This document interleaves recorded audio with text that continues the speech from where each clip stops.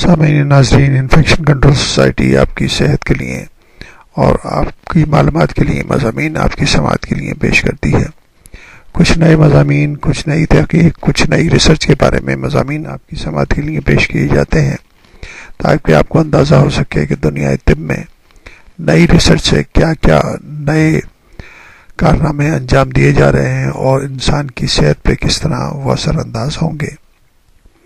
Esteem sales کے بارے میں ہم بتا رہے تھے کہ اسٹیم سیل کی جو تحقیق ہے اس سے نئے کیا اندازے پیدا ہوئے ہیں۔ اس حوالے سے کچھ معلومات آپ کو پہلے مضمون میں دی گئی۔ اس کے بعد ہم آپ کو بتانا چاہیں گے کہ اسٹیم سیل کے بارے میں یہ خدشہ ظاہر کیا گیا کہ اس ٹیکنیک سے کلوننگ کو استعمال کر کے کوئی جنونی حاکم میں وقت ڈکٹیٹر یا سیاستدان اپنے ہم شکل کئی اور انسان پیدا کر سکتا ہے جو نہ صرف شکل و صورت بلکہ ذہن اور عمل میں بھی ہو بہو اس کے مشابہ ہوں گے۔ گویا اس طرح انسان کے لافانی ہونے کی خواہش کی تکمیل مکمل ہو جائے گی۔ اس تجربے کی کامیابی کے بعد کچھ پرانے نظریوں پر نظر ثانی کرنی پڑی۔ گو مزید 40 ایئرز تک اس نظریے میں کوئی قابل بیان پیش رفت نہ ہو سکی، لیکن طبی لغت میں چند نئی اصطلاحات کا اضافہ ضرور ہو گیا، جیسے اسٹیم سیل کی تقسیم ہونے کی قوت اور تقسیمی اشکال کی تازہ ہوا کا جھونکا تھی، یعنی کہ سیل ڈویژن کو بہتر طریقے سے سمجھا گیا۔ بہت سے ناقابل علاج امراض قابل علاج سمجھے جانے لگے، جیسے کہ اعصابی امراض یعنی کہ نروس ذہنی امراض یا اعصابی امراض، نروس سسٹم کے امراض، کینسر وغیرہ۔ ڈاکٹر یاماناکا نے اس تحقیق کو 40 سال بعد مزید آگے بڑھایا اور سابقہ نظریے سے بہتر نتائج حاصل کیے۔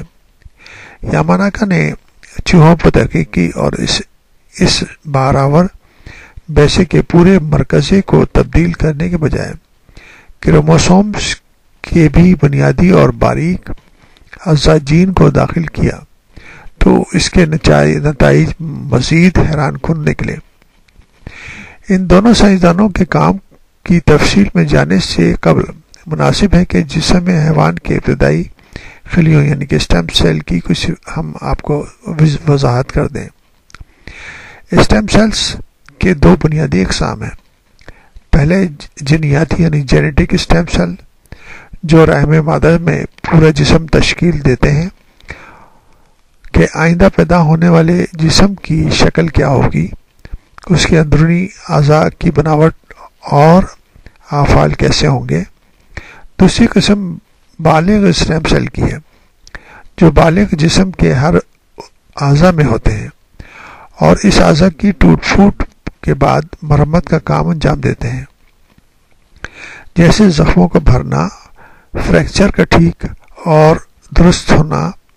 جینیاتی اسٹیم سیل جو پورے جسم کی تشکیل کے ذمہ دار ہیں اپنے تقسیمی عمل کے ابتدائی دور ہی میں 3 بڑی شاخوں میں بکھر جاتے ہیں، یعنی ایکٹوڈرمل وہ سیلز یا خلیے جلد اور اس کی مختلف پرتوں اور اعصابی نظام یعنی دماغ، حرام مغز اور عصب یعنی کہ نروس سسٹم تشکیل دیتے ہیں۔ میزوڈرمل جسم کے پٹھوں یعنی کہ مسلز کو بناتے ہیں۔ اینڈوڈرمل جسم کے اندرونی اعضاء جیسے دل، جگر، معدے، آنتیں اور گردے وغیرہ کی بناوٹ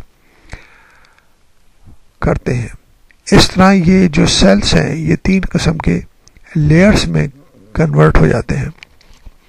بالغ اسٹیم سیل کو تو کلوننگ کے ذریعے گزشتہ کئی دہائیوں سے استعمال کیا جا رہا ہے، جیسے کہ خون کے سرطان میں یعنی کہ بلڈ کینسر میں یا لیوکیمیاز میں، ہڈیوں کے گردے یعنی کہ بون میرو کی منتقلی یا ٹرانسپلانٹ۔ لیکن جینیاتی اسٹیم سیل میں یہ تحقیق ایک نئی پیش رفت ہے۔ جینیاتی اسٹیم سیل کی دوسری خوبی یہ ہے کہ یہ اپنے تقسیمی عمل کے دوران مختلف صلاحیتوں اور قوتوں کا مظاہرہ کرتے ہیں۔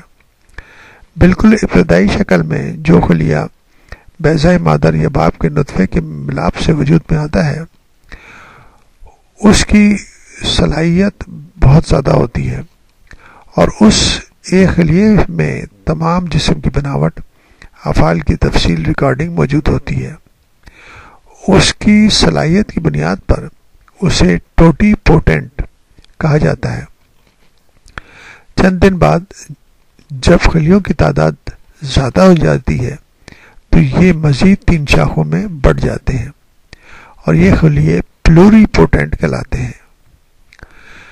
پلوری پوٹنٹ اور یہ ٹوٹی پوٹنٹ خلیوں کے اندر یہ صلاحیت ہوتی ہے کہ وہ جسم کے مختلف سیلز کے اندر تبدیل ہو کر اور وہ مختلف آرگنز بنا سکیں۔